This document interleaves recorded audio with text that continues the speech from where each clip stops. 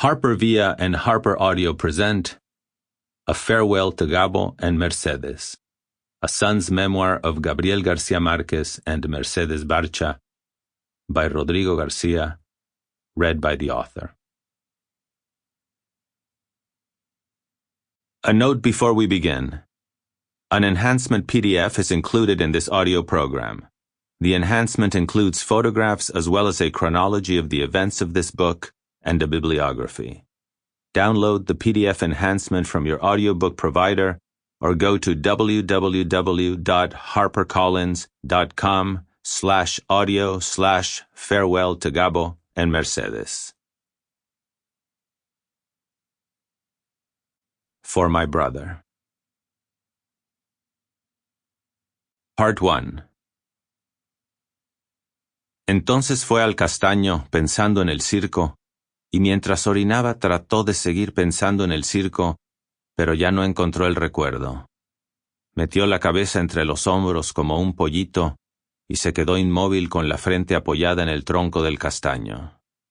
La familia no se enteró hasta el día siguiente a las 11 de la mañana, cuando Santa Sofía de la Piedad fue a tirar la basura en el traspatio y le llamó la atención que estuvieran bajando los gallinazos.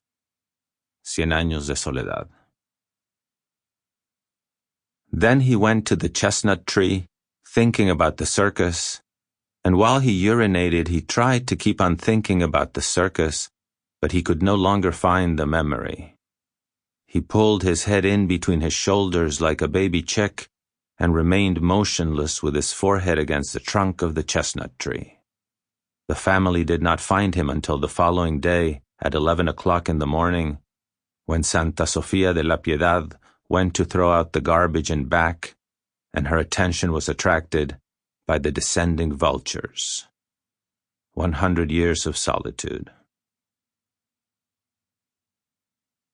1.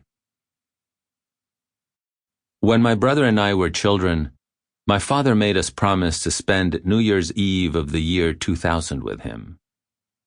He reminded us of that commitment several times throughout our adolescence, and his insistence was embarrassing to me. I eventually came to interpret it as his wish to still be alive on that date. He would be 72, I would be 40, the 20th century would come to an end. Those milestones could not seem further away when I was a teen.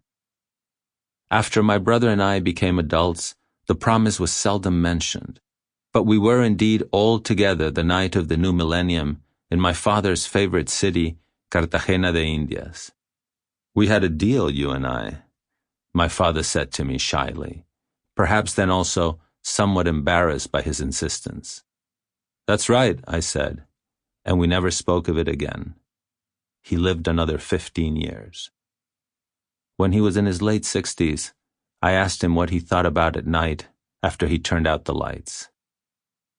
I think that things are almost over. Then he added with a smile, but there's still time. No need to get too worried just yet. His optimism was genuine, not just an attempt to comfort me. You wake up one day and you're old, just like that, with no warning. It's stunning, he added. I heard years ago that there comes a time in the life of a writer when you are no longer able to write a long work of fiction. The head can no longer hold the vast architecture or navigate the perilous crossing of a lengthy novel. It's true. I can feel it now. So it will be shorter pieces from now on. When he was 80, I asked him what that was like. No, the view from 80 is astonishing, really. And the end is near. Are you afraid? It makes me immensely sad. When I think back on these moments, I am genuinely moved by how forthcoming he was, especially given the cruelty of the questions. 2. I call my mother on a weekday morning in March 2014, and she tells me that my father has been in bed with a cold for 2 days. This is not unusual for him, but she assures me that this time it's different. He's not eating, and Sample complete. Ready to continue?